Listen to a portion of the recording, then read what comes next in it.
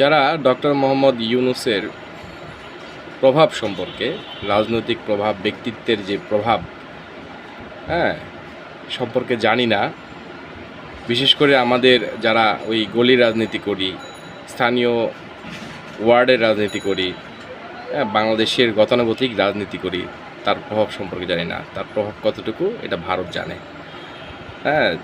ভারতের সরকার জানে তার প্রভাব কতটুকু। সুতরাং তাকে ওই দাবরানি দিয়ে আপনি ঈদের পরে ক্ষমতাচ্যুত করে দিবেন, এটা কিন্তু আসলে অসম্ভব না। শুধুমাত্র এটা দুঃস্বপ্ন বলা যায়। ঠিক আছে?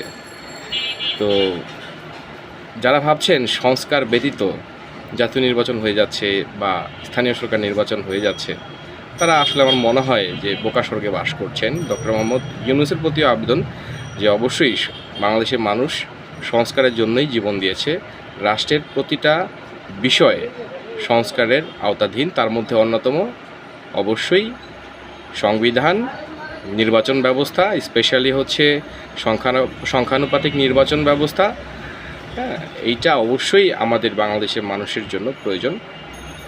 আমরা চাই ডক্টর মোহাম্মদ ইউনূস অবশ্যই আমাদের যে জুলাই অভ্যুত্থানের যে চেতনা, যে ত্যাগ, তা ধারণ করে সংস্কারগুলি খুব দ্রুত করে ফেলবেন।